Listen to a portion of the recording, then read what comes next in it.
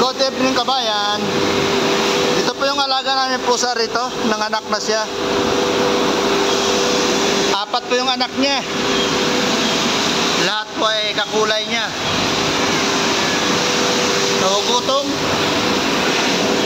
Binigyan ko ng tuna. Ayan siya. Mamaya pa ipapakita ko sa inyo yung kanyang mga anak. Nandun po sa ilalim ng locker. Doon siya nanganak nung Biyernes.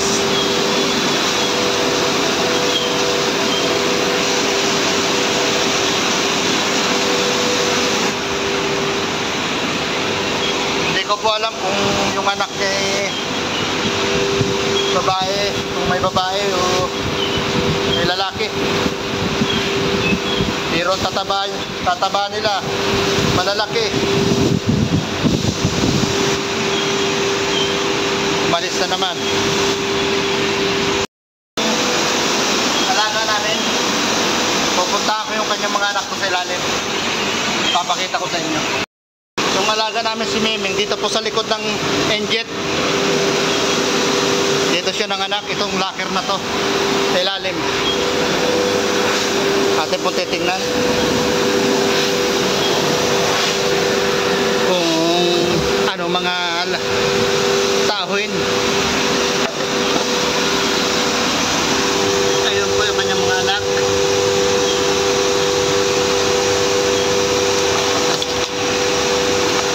Nasa loob. Pinakang loob.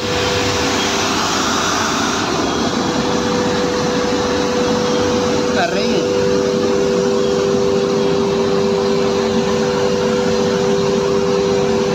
Apat na piraso. Ayan sila.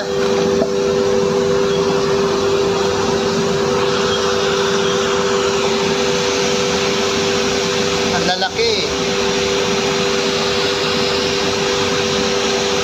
Sa kulay ng nanay.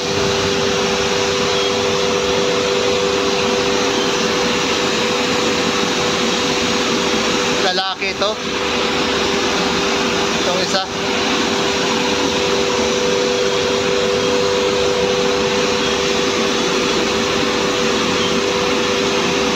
Babae.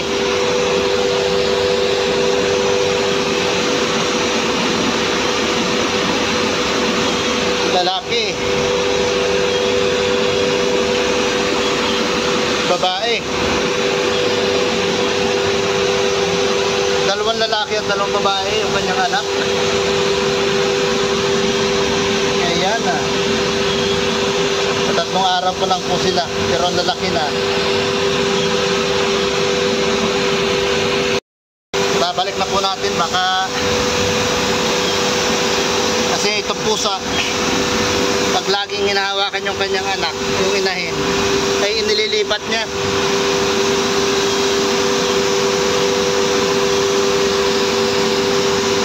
Inililipat niya ng bagong tirahan. Ayan sila nasa ilalim. 4 na piraso. Ito po yung linya ko ngayon dito tumatakbo. Dalawa na po. 2 linya na. Sa kabila 60 by 60. Dito po sa isang machine ay 30 by 60 ang size. Yung kapalitan ko hindi nagalinis. Indiano. Pero sa katamad.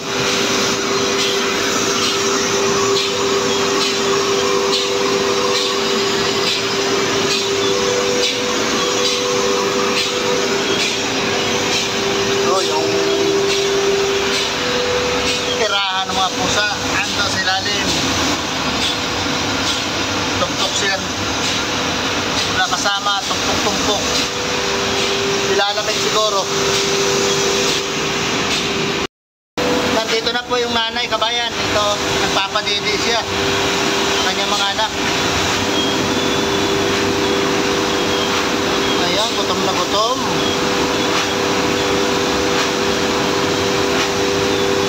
Ang kulay ng nanay.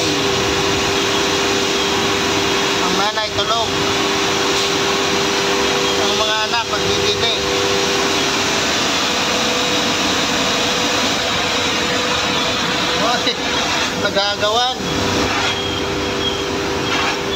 Gagawan yung dalawa.